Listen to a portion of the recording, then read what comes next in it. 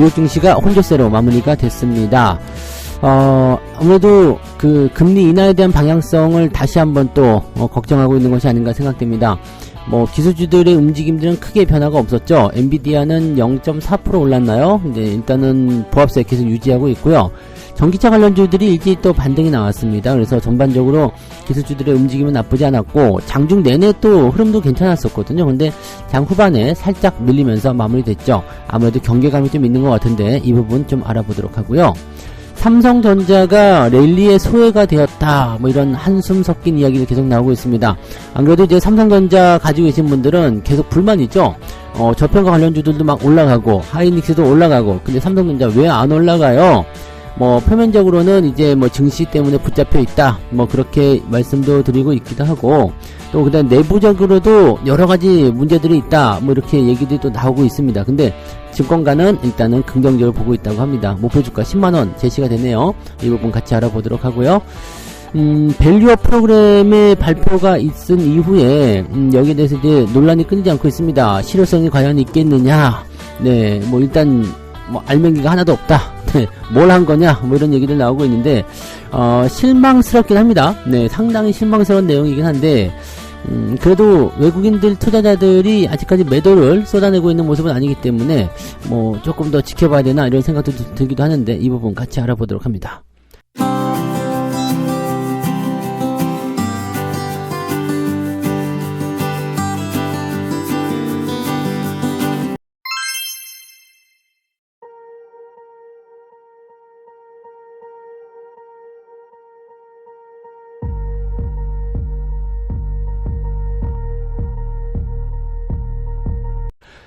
네, 반갑습니다. 오늘은 2월 27일 화요일입니다. 미국 증시가 상승 출발을 했는데 후반부에 좀 밀렸어요.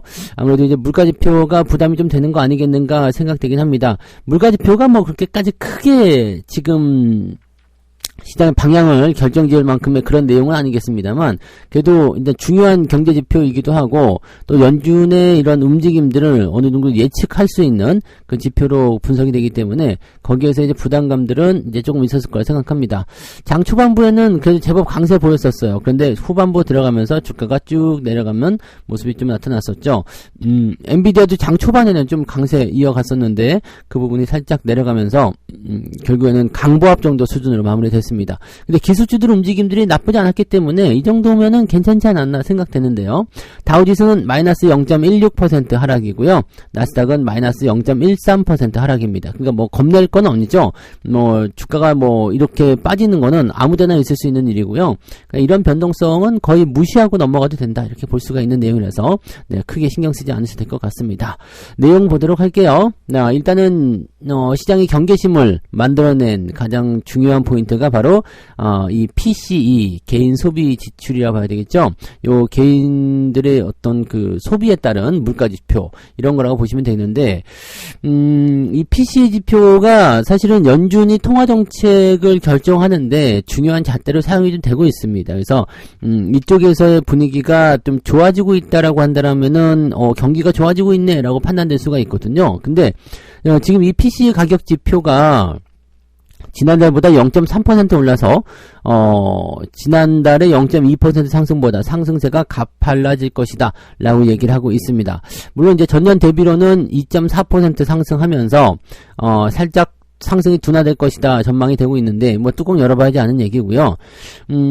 이거가 이제 좀 상승세를 계속해서 타게 된다라면 금리 인하에 나갈 확률이, 금리 인하를 하게 될 확률이 또 줄어들게 된다 보시면 됩니다. 잘하네. 네, 소비 잘하네. 먹고 살만한가 보네. 이런 얘기를 또 할 수가 있는 거거든요. 이렇게 되면 또 골치 아픈데요. 자, 그러다 보니까 지금 6월달도 금리 인하 못한다. 계속 이렇게 나가고 있는 것 같아요. 자, 미국 금리 선물 시장에서 올해 첫 금리 인하를 6월에 할 것 같은데 라고 하면서 가능성을 60% 정도로밖에 얘기하지 않는다. 근데 이거는 사실 의미가 없는 게 계속 바뀌어요.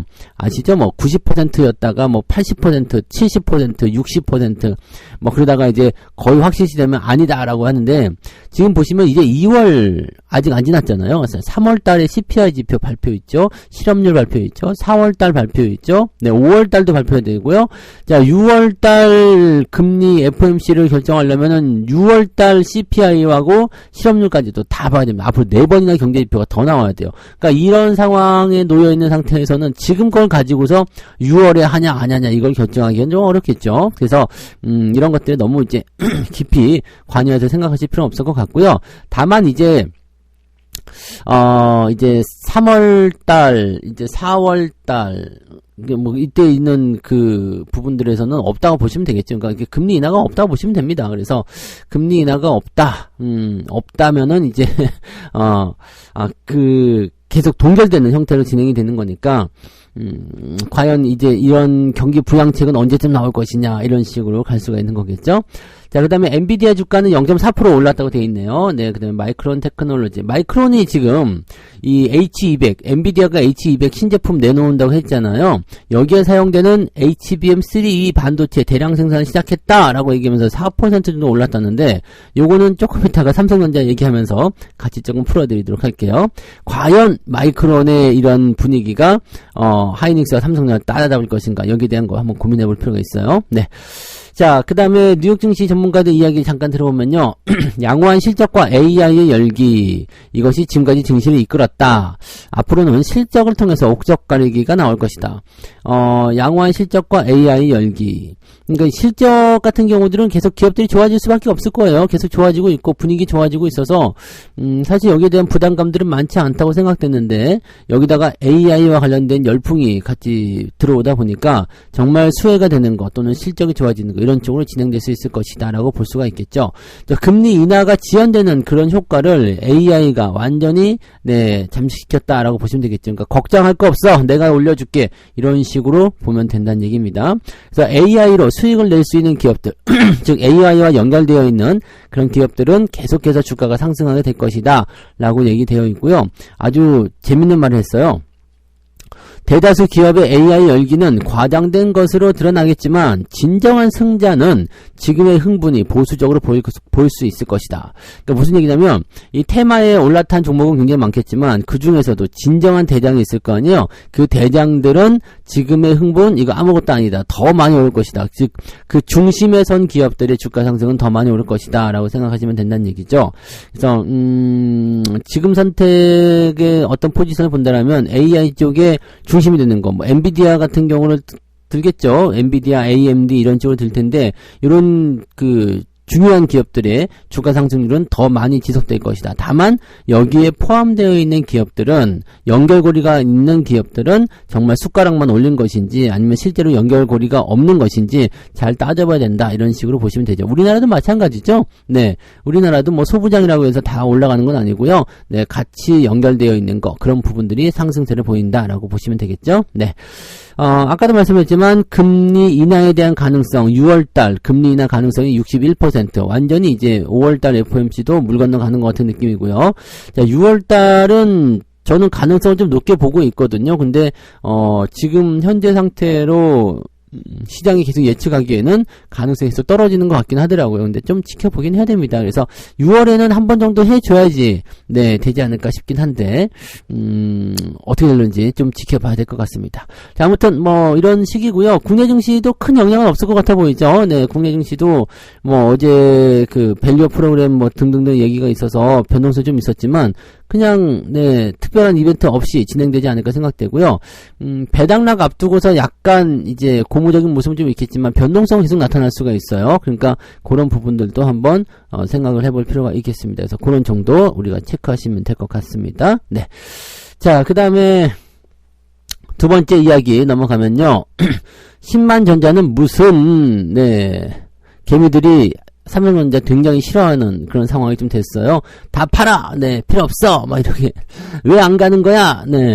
근데 증권가에서는 계속적으로 목표 주가를 높여 잡고 있는 상황이긴 합니다. 자, 26일 코스피 시장에서 삼성전자는 100원 하락해서 72,800원에 마쳤다. 72,800원인데도 이제 사람들이 이제 기분 나빠하는 것 같아요. 자, 삼성전자 72,000원, 72,800원, 아이 짜증나. 우리가 그동안 6만원대에서, 계속 허우적대고, 막, 지금, 재작년 같은데 5만원대까지 떨어지고 막 그랬는데, 7만 2천 올랐다고 또 이제는 기분 나빠한다. 야, 이것도 참, 어떻게 보면은, 네, 격세지감입니다. 그죠? 네. 아무튼 상황은 바뀌고 있는 거니까요. 더 많이 올라야 되는데 안 올라서 짜증난다, 뭐 그런 거겠죠. 실제로 이제 하이닉스가 올라가지 않았다면 그냥 그러려니 할 수 있어요. 근데 하이닉스는 지금 신고가 16만원 넘어가면서 막 날아가고 있잖아요. 그러다 보니까 삼성전자는 왜 안 되는 건데 뭔데 막 이렇게 나오는 거잖아요. 엔비디아 연결해서 하이닉스 날아가고 막 이렇게 나와 있는데 자, 그런 부분들이 이제 기대감을 조금 반감시켰다고 되어 있는 부분이겠죠. 지금 보면 이제 이 HBM에 대한 부분들이 지금 HBM3까지 나온 거잖아요. 여기까지는 진행이 되고 있고요. 그 다음에 HBM3E라는 게 이제 중요한 골자가 됩니다. 지금 삼성전자 같은 경우는 작년 말 정도에 HBM3E에 대한, 그런 부분들을 이미 이야기했어요. 그리고 이제 우리가 이 기술력을 가지고 있고 만들 수 있다, 이렇게 얘기가 됐었는데, 중요한 거는 만들 수 있다, 어쩐다는 얘기가 있었는데, 양산을 한다라는 부분도 있잖아요. 양산한다, 양산 시작한다, 이런 부분들은 하이닉스가 가장 첫 번째예요. 그래서 올 상반기에 대량 생산을 시작하게 될 것이다 라고 얘기하고, 엔비디아 쪽에 납품한다, 이렇게 얘기가 있었죠. 근데 지금 현재 보면은 SK 하이닉스가요, 22년 4분기에 업계 최초로 HBM3 양산을 시작한 이후에 엔비디아에 거의 독점 공급을 이어오고 있다라고 되어 있습니다. 그래서 SK 하이닉스가 사실은 주도적인 역할을 하게 될 것이다라고 보시면 됩니다. 그런데 중요한 거는 이 2024년도, 그러니까 2022년 4분기에 최초로 양산을 시작하고 나서 이제 진행이 되는데, 문제는 이제 그렇게 했음에도 불구하고 시장 점유율은 50%밖에 안 되죠. 55% 정도 되죠. 그리고 지금 엔비디아가 이제 커지다 보니까 이제 그 상황에 대해서 어떻게 대처할 것이냐가 중요한 포인트입니다. 자, 그리고 삼성전자가 41% 정도 나와 있습니다. 그러니까 하이닉스가 HBM 시장에서 약 55%, 그 다음에 삼성전자가 41% 정도 잡혀 있는데, 마이크론이 그 뒤로 이어서 5에서 한 5% 정도 있는 것 같더라고요. 5에서 많으면 한 10% 정도 나온다고 얘기하는데, 한 5% 정도가 맞는 것 같아요. 그래서 마이크론이 이렇게 돼 있는데, 문제는 이제 마이크론이 주가가 올랐어요. 근데 어떻게 올랐느냐? 우리가 HBM3E를, 대량 생산 시작했다. 대량 생산 시작했다. 그 다음에 엔비디아에게 납품할 것이다. 엔비디아 H200이 올 상반기에 나오나요? 그래서 조만간 나옵니다. 나오니까 여기에 납품하게 될 것이다 라고 이제 꽉 못을 박았어요. 그러면서 경쟁사들 대비해서 약 30% 정도 전력 소비가 좋다, 우리 거 최고다, 마이크론이 그렇게 얘기를 했는데, 그러면서 한 주가 4% 정도 올랐어요. 근데 보통 이 정도 얘기했으면 미국 증시 같은 경우에서는 한 7, 8%, 한 10% 올라가야 되는 거 아닙니까? 근데 사람들도 아는 거죠. 마이크론이 크게 떠들어봤자 실질적으로 그 엔비디아 쪽으로 들어갈 수 있는 어떤 수량의 한계점이 분명히 있을 거고, 그 다음에 아직 하이닉스과 HBM3E가 안 나왔잖아요. 근데 여기에 비해서 30% 전력 소비가 좋다니, 이거는 물건도 없는데 뭐가 좋다 볼 수 있는 게 아니잖아요. 그러니까 요거는 사실 어떻게 보면 되게 웃기는 내용 중에 하나죠. 그러니까 마케팅적인 요소일 것이다. 우리도 이제 HBM 한다, 이렇게 얘기가 나오는 부분이겠죠. 근데 되게 중요한 건 이거예요. 지금 하이닉스하고 마이크론하고 둘 다 이렇게 하고 있는데, 삼성전자 니들은 뭐 하냐? 뭐 하냐? 근데 삼성전자도 지금 HBM3E에 대한 부분이 분명히 있어요. 내용만으로 봐서는 하이닉스 거보다 훨씬 더 좋아 보이긴 하더라고요. 근데 얘네들 왜 안 하고 있지? 라는 생각은 지금 들어요. 그죠? 그래서 요쪽에 대한 부분들을, 그 좋은 거 만들어 놨으면 너희들도 빨리 양산해. 아니면은 엔비디아하고 지금 접촉이 있었다고 얘기가 있었거든요. 그래서 그 부분이 아직까지는 잘은 모르지만 어떤 식으로 나올지 모르니까 지금 시장에 밝혀진 게 없어요. 밝혀진 게 없기 때문에 이런 상황이 되게 되면 마이크론 너마저 뛰어 올라오는데 삼성전자 뭐냐, 이렇게 되면서 악재 요인이 될 수 있어요. 그러니까 삼성전자가 주가가 더 떨어질 수 있는 상태가 있다, 만들어질 수 있다는 얘기죠. 근데 제가 보기에는 삼성전자가 뭔가 한 방을 준비하고 있는 거 아니겠는가라는 생각도 조금 해봐요. 자, 삼성전자가 현재 시장에서 과도하게 소외되었다라는 평가가 나오고 있는데, 증권사에서는 이렇게 얘기합니다. 삼성전자가 정책 모멘텀과 AI 랠리의 최대 피해자다. 이번에 밸류업 프로그램 이런 거에서도 좀 피해를 보고 있었다라는 부분이 있죠. 왜냐면 밸류업 프로그램을 해서 저퍼주 올라간다 하는데 삼성전자 여기 끼지 못했잖아요. 그러니까 다른 저퍼주들 막 올라가면서 저 PBR이죠. 저 PBR주 올라가면서 삼성전자가 소외됐지. 네, 그다음에 SK 하이닉스가 지 혼자 달려버리니까 SK 하이닉스가 열심히 사들이고 삼성전자 팔고 뭐 이런 모습이 또 나타나기도 하고. 그러니까 HBM이라는 이 하나의 부분들이 앞으로 뭐 삼성전자에도 큰 기회가 되겠죠. 삼성전자 시장 점유율 무시하시면 안 됩니다. 45%예요. 40%가 넘는 점유율을 가지고 있기 때문에 이런 상태에서 또 삼성전자가 뭐 이렇게 진행하게 됐을 때 뭔가 큰 덩어리가 나올 수도 있겠죠. 지금이야 이제 뭐 다른 쪽에 집중되어 있는 모습인 것 같아 보이지만 AI폰, 온디바이스 AI 이쪽이긴 한데 뭐가 됐든지 간에 일단 현재 시점에서 이런 부분이 있고요. 또 이 파운드리 그 시점에서 본다면 또 성장할 수 있는 가능성이 있잖아요. 그러니까 삼성전자에 대한 부분들은요, 사실 걱정거리가 있으면 안 되죠. 네. 삼성전자에 대한 걱정은 굳이 여러분들이 시간을 쪼개서 하실 필요가 없고 정신력을 쪼개서 하실 필요가 없어요. 그냥 냅두면 알아서 다 올라갑니다. 삼성전자가 안 올라가면 시장도 안 올라가요. 근데 시장이 올라가야 된다 그러면 삼성전자가 무조건 올라가야 됩니다. 그러니까 지금은 상황은 그렇게 되어 있다고 보시면 되겠고요. 덩치가 더 큰 놈, 이게 뭐 하이닉스가 갑자기 시총 300조까지 올라갔다. 뭐 이렇게 됐을 경우에는 상황이 좀 달라질 수 있어요. 근데 지금으로서는요, 삼성전자가 없이 시장을 끌어올릴 수가 없습니다. 그러니까 시장을 올려야 되겠다 마음 먹으면 삼성전자를 끌고 올라가야 되는 거죠. 그리고 지속적으로 매수가 들어오는 부분들이 있다라는 것도 우리가 잘 생각해 보세요. 그러니까 외국인들이 아무런 이유 없이 계속 살 리는 없죠. 그리고 삼성전자가 바보가 아닌 이상은 HBM3가 뭐 이렇게 다 나온다라고 하고 뭐 열심히 하고 있는데 충분히 얘네들도 그 부분을 인지하고 있겠죠. 그래서 거기에 대한 대응책은 충분히 있으리라 생각합니다. 얘네가 안 만든 게 아니잖아요. 어떻게 하느냐에 대한 부분이 중요한 것 같은데 뭔가 그래도 이렇게 말뿐이라도 뭔가 한번 제스처를 좀 취해줄 필요가 있을 것 같긴 한데, 그죠? 우리도 엔비디아 쪽하고 연결고리가 있다. HBM3 이미 만들어놨지. 그 주문만 들으면 바로 납품할 수 있어. 이런 정도까지 얘기 한 번만 해주면 되지 않을까 싶은데, 한번 전화 좀 한번 해주세요. 그런 거 한번 해달라고. 삼성전자 걱정은 따로 안 하셔도 됩니다. 증권사에서는 10만원. 미래에셋증권이 105,000원을 제시하고 있다라고 되어 있습니다. 보통 기본적으로는 9만원대 목표 주가 만들고 있어서 나빠 보이진 않습니다. 그죠? 자, 그 다음에 세 번째, 밸류업 세부한. 이거는 뭐 간단하게 얘기할게요. 그냥 뭐 얘기하기도 귀찮아요. 근데 뉴스에 계속적으로 똑같은 얘기 나오고 있어서 한 번 정도는 더 짚고 가려고요. 자, 기대감이 컸었던 밸류업 세부한 강제성 없고 유인책이 적어서 실효성이 글쎄다. 지금 일단은 자율적으로 오는 7월부터입니다. 7월부터 그것도 빠르면이네요. 이르면 오는 7월부터 상장사들은 자율적으로 기업가치 제고 방안을 공시할 수 있다. 그래가지고 연 1회 거래소 홈페이지 등에 자율적으로 공시하되 2년차부터는 전년도 이 계획과 이행 여부를 설명토록 했다. 안 해도 상관없는 겁니다. 그죠? 안 해도 상관없습니다. 아니, 귀찮게 뭐하러 합니까? 그죠? 저 같은 귀찮게 안 할 것 같아요. 근데 이것을 하게 되면은 정부가 이제 올해 안에 홈페이지 구축하고 또 일자리 하나 만들었다. 그죠? 일거리 만들었어. 홈페이지 구축하고. 이 홈페이지 구축하고 보여지는 게 중요한 게 아닌데 홈페이지 구축해서 거기다 올려놓고 이런 걸 쓸데가 없는데 이것도 또 세금 들어가는 거 아닙니까? 필요 없는 거죠. 자, 지금 우리 홈페이지 구축해야 되니까 전문 인력 필요하겠지? 뽑자. 나 진짜 눈에 선하다. 이러면 안 돼. 전담 부서를 설치하고, 이런 거 필요 없다고. 그죠?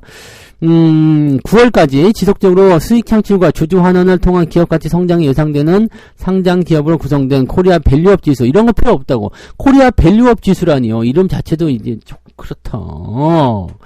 그냥 이건 다 한대요. 다 해서, 이렇게 진행한다. 근데 문제는 이거지. 자율적으로 기업가치 제고 방안을 공시할 수 있다. 이 기업이 공시를 한다는 것 자체가 얼마나 이게 짜증나는 일인지 모르겠는 것 같긴 한데, 공시하는 것 자체, 세부 내용 하나하나 전부 다 공시하고 그거를 제대로 이행하지 않으면은 불성실 공시에 제때 안 하면 또 그렇게 되고 또 타겟팅 되고 뭐 지금이야 뭐 그냥 뭐 사람들 써가지고 이렇게 네 정보에 좀 입맛에 좀 맞춰줘 이렇게 해줄 수 있겠지만 이거 진짜 짜증나는 일입니다. 그죠? 네. 그리고 기업들이 그걸 할 만큼 필요로 하냐 이런 부분이 되겠죠. 물론 지금 정부 차원에서 대기업 쪽에 공문도 보내고 협조문서 보내고 뭐 이렇게 할 수도 있겠죠. 그러면 신용만 할 가능성도 좀 있습니다. 네.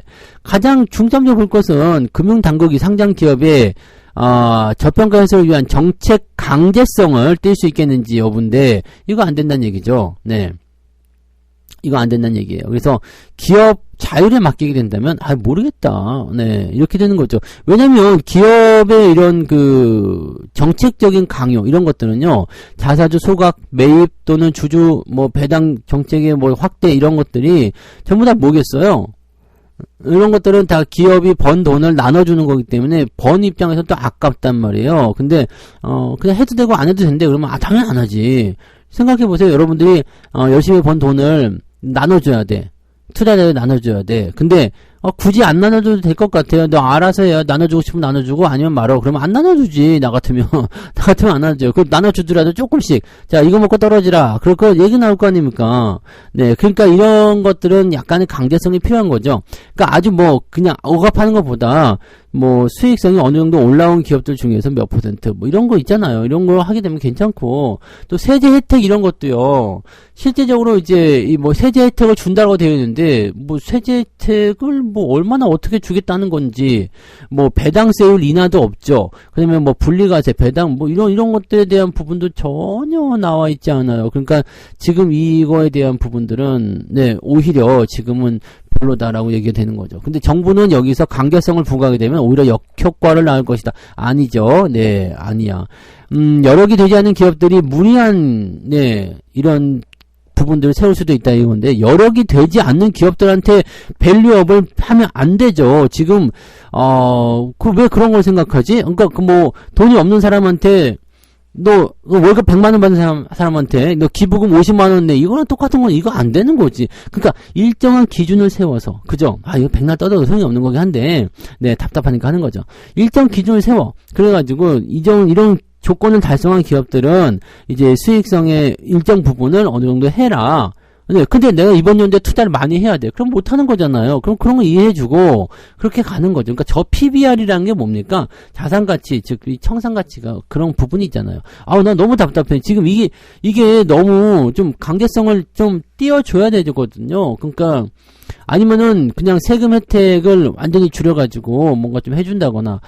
야, 그런 것도 아니고 저런 것도 아니고 뭐 이런 식인데 뭐 일본보다도 더 대단하다 뭐 이렇게 자기들끼리 얘기하고 있는데 일본보다 대단한 게 하나도 없어 보입니다. 뭐 벤치마킹도 제대로 못하냐 이런 얘기 받고 있어서. 그러니까 지금 저 PBR 이 부분에 대해서는요, 저는 지금 당장은 실효성이 없다고 생각해요. 그래서 여기에 대한 일단 실망 매물들 일단 나올 것이다 생각합니다. 기관들 열심히 팔아먹고 있잖아요. 근데 외국인들 입장에서는 일단 이 저평가 기업들 같은 경우는 어차피 외국인들이 좋아하는 기업들이었고요. 네, 주가가 상승하는 흐름을 타면서 지속될 수 있기 때문에 뭐 긍정적으로 본다라고 되어 있는 것 같긴 합니다. 네, 이게 이 얘기하다 또 얘기가 길어졌는데 아무튼 네, 현재 저 PBR 관련한 부분에서는 일단 종목들이 네, 단기적으로 흥분한 부분들이 있었기 때문에 약간의 조정이거나 횡보 이런 부분들 진행될 수도 있습니다. 다만 외국인들 매도가 적극적으로 나오고 있지 않기 때문에 조정의 깊이는 깊지 않을 것 같다. 오히려 이런 기점을 이용해서 주가를 이제 좀 안정화시키는 단계로 갈 수 있을 것이다라고 볼 수가 있을 것 같아요. 참고들 하시면 되겠습니다. 문제는 정책이 너무 아쉽다는 거죠. 네. 자, 이렇게 해서 오늘 세 가지 이야기 전달해 드렸습니다. 물가지표 앞두고서 미국 증시 약세 보여주고 있는데 뭐 크게 떨어진 것도 아니고요. 신경 쓸 거 없습니다. 그래서 요거는 좀 더 지켜보면서 가자. 그리고 오늘 전기차 쪽에 조금 반등세 보여서 기술주 쪽도 나쁘지 않았다. 이렇게 보시면 되겠고요. 삼성전자가 랠리 소외에 한숨 짓고 있다. 사람들이 싫어한다. 뭐 이거 다 여러분들 개인 투자자들을 팔게 하는 어떤 움직임일 수도 있겠는데요. 네, 삼성전자 걱정은 하는 게 아닙니다. 네, 부자 걱정, 연예인 걱정, 삼성전자 걱정 이런 거 하는 게 아닙니다. 그래서 그냥 놔두시면 돼요. 시장이 좋아질 것이라고 생각하고 있다라면 삼성전자에 그냥 묻어두고 계시면 돼요. 그럼 알아서 다 올라갑니다. 네, 여러분들이 지금 조급해하는 것은 뭐예요? 삼성전자가 이미 73,000원대까지 올라왔지만 여기서 만족하지 못하는 이유는 무엇이겠습니까? 다른 빵빵 튀어 올라가는 종목들 대비해서 수익률이 안 좋다라는 얘기 아니겠어요? 네, 다른 것 것들은 뭐 한 달 만에 50%도 가고 100%도 가고 삼성전자 그렇게 가는 게 아닙니다. 삼성전자 처음 살 때부터 그렇게 생각하셨어야 돼요. 네. 꼭 명심하시고요. 밸류업 프로그램 실효성이 있냐 없냐 없다. 네, 없습니다. 없고 그냥 얘기할수록 답답한 마음밖에 들지 않지만 네, 어쨌든 이 밸류업 프로그램에 대한 부분들을 굳이 따지고 본다면 기관적이나 개인적인 매도가 나왔지만 외국인들은 매도를 많이 안 하는 것 같아요. 그래서 오히려 이제 이 한 단계 업그레이드 시켰잖아요. 주가 올라왔잖아요. 그 부분들을 이제 안정화시키는 작업들로 해서 얕은 조정의 포지션들을 이어가지 않겠느냐 이렇게 보시는 게 맞을 것 같습니다. 책 한 곡지 빨리 읽도록 하겠습니다. 시간을 두고 천천히 달성해야 할 것들은 빠른 시간에 재촉하듯 서두르다 보면 과하게 많은 금액을 쏟아붓거나 빚을 내거나 레버리지를 걸어서 뻥튀기 하려고 한다. 그리고 나의 투자금이 정말 빛의 속도로 사라지는 경험을 하게 될 것이다. 빚 냈더니 빛의 속도로 사라진다. 네. 이런 라임을 맞추느라고 힘들었죠? 네. 아시겠죠? 너무 서두르지 마세요. 네. 다 때가 있고, 자기가 가야 될 시기가 있습니다. 조금 쉬어가면 어떻습니까? 맨날 올라갈 수만 있는 게 아니잖아요. 그래서 올라가고 내려가고 하는 거 다 포함되어 있고, 다 과정에 들어가 있는 겁니다. 그래서 항상 좋을 수 없고, 항상 나쁠 수 없다는 것만 꼭 기억하시기 바랍니다. 점점 좋아지고 있다는 것만 믿고 가시면 될 것 같아요. 자, 오늘 여기까지 하고요. 저는 장중시장 때 다시 올게요. 오늘도 화이팅 하시고요. 네, 고맙습니다. 본 방송에서 제공되는 모든 정보는 투자 판단의 참고 자료이며 투자의 최종 책임은 본 방송을 이용하는 본인에게 있습니다.